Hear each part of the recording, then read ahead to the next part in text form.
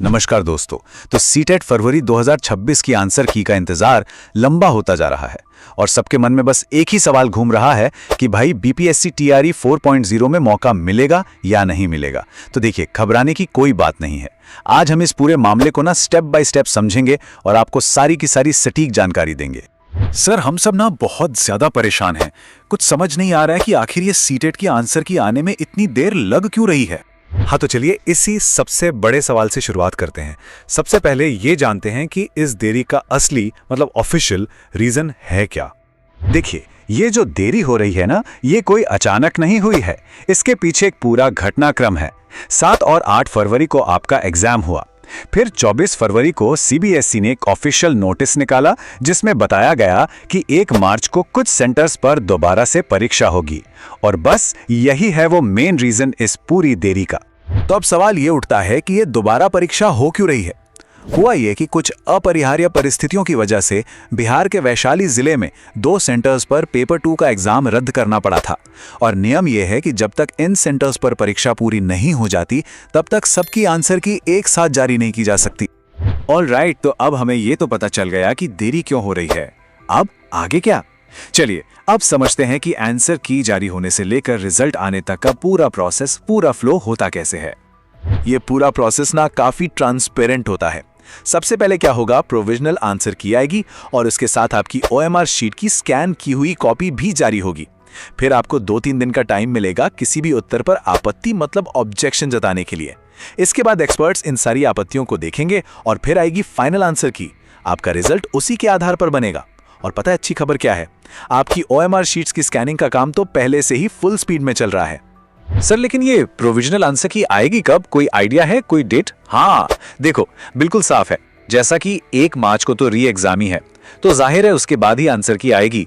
और पूरी संभावना है कि होली के त्योहार के ठीक बाद आपको अपनी आंसर की देखने को मिल जाएगी।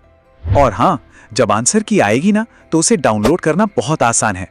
आपको बस ऑफिशियल वेबसाइट ctet.nic.in पे जाना है, आंसर की वाले लिंक पर क्लिक करना है, अपना रोल नंबर और जन्मतिथि डालनी है और बस आपकी आंसर की और ओएमआर शीट स्क्रीन पर आ जाएगी।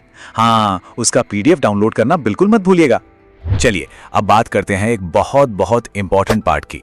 अगर आपको लगता है कि सीबीएसई ने कोई जवाब गलत दिया है तो आप उसे चैलेंज कर सकते हैं। आइए इस प्रक्रिया को भी समझ लेते हैं। किसी एक सवाल को चैलेंज करने की फीस है पूरे 1000 रुपए। तो मेरी सलाह है कि ऑब्जेक्शन फाइल करने से पहले एकदम श्योर हो जाइए और आपके पास कोई सॉलिड प्रूफ मतलब कोई ऑथेंटिक सोर्स जरूर होना चाहिए अपनी बात को साबित करने के लिए। पर सर, अगर हमारी आपत्ति सही निकली तो क्या होगा? बिल्कुल, और यही तो इस प्रोसेस की सबसे अच्छी बात है। अगर सब्जेक्ट एक्सपर्ट्स को आपकी आपत्ति सही लगती है तो आपकी पूरी फीस आपको वापस कर दी जाएगी। ये इस प्रक्रिया को काफी फेयर बनाता है। तो इस बात को एकदम साफ समझ लीजिए। प्रोविजनल की समझ लीजिए एक रफ ड्राफ्ट है जिस पर आपत्तियां मांगी जाती हैं, और जो फाइनल की है वो सभी आपत्तियों की जांच परख के बाद जारी किया गया लास्ट वर्जन है। आपका जो रिजल्ट बनेगा ना, वो इसी फाइनल आंसर की के आधार पर बनेगा। ओके, प्रोसेस समझ लिया। अब आते हैं उस सवाल पर जो हर स्टूडेंट के मन में है। पास होने के लिए आखिर कितने नंबर चाहिए? तो देखिए, पासिंग मार्क्स का हिसाब किताब कुछ ऐसा है। जो जनरल कैटेगरी के उम्मीदवार हैं उन्हें चाहिए 60% यानी 150 में से 90 नंबर। वहीं एससी, एसटी, ओबीसी और दिव्यांग उम्मीदवारों के लिए यह क्राइटेरिया है 55% यानी कि 82.5 नंबर। और एक बात याद रखिएगा, इसमें कोई नेगेटिव मार्किंग नहीं होती है। सर, ये सब तो ठीक है, पर फाइनल रिजल्ट वो कब तक आएगा? बीपीएससी का फॉर्म भी तो निकलना है। चलिए अब आते हैं आखिरी और सबसे जरूरी सवाल पर। आपका फाइनल रिजल्ट कब तक आएगा? अगर हम पिछले सालों का पैटर्न देखें ना, तो रिजल्ट आमतौर पर मार्च के पहले या दूसरे हफ्ते में आ जाता है, फाइनल आंसर की आने के लगभग 10 से 15 दिन बाद। और ये जो टाइमलाइन है, ये आने वाली टीचर भर्तियों के हिसाब से बिल्कुल परफेक्ट है। तो चलिए अब जरा रिजल्ट और इन प्रक्रियाओं से आगे की बात करते हैं। सोचिए, जब आप ये एग्जाम पास कर लेंगे तो आपके लिए कौन कौन से शानदार दरवाजे खुलने वाले हैं। सबसे पहली और मेरे हिसाब से सबसे बड़ी बात, आपका CTET qualifying certificate life time valid है। मतलब एक बार पास तो बस एलिजिबिलिटी की टेंशन हमेशा के लिए खत्म। यह आपके करियर के लिए एक बहुत बड़ी एसेट है। सर, सीटेट पास करने के बाद जॉब के मौके कहां-कहां मिल सकते हैं? अरे बहुत बढ़िया सवाल। सीटेट का सर्टिफिकेट दोस्तों, ये कोई मामूली कागज नहीं है। ये एक चाबी है जो देश के सबसे बेस्ट संस्थानों के ताले खोलती है, जैसे कि केंद्रीय विद्यालय, Navodaya Vidyalaya, army public school और तो और कई राज्य सरकारों और टॉप के प्राइवेट स्कूलों में भी ये कंपलसरी है।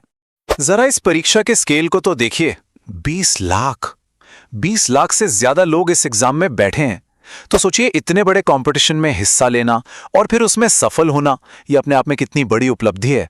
और अब वो बात जिसके लिए आप सब ये पूरी जानकारी देख रहे हैं, जिस एक चिंता ने सबको परेशान कर रखा है, उसे दिमाग से निकाल दीजिए।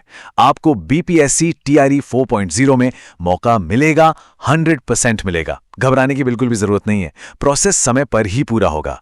तो बस पॉजिटिव रहिए और अपनी आगे की तैयारी में लगे रहिए। यकीन मानिए, आपकी मेहनत बेकार नहीं जाएगी। रिजल्ट का इंतजार करते हुए अपना पूरा फोकस अपने अगले लक्ष्य पर रखिए।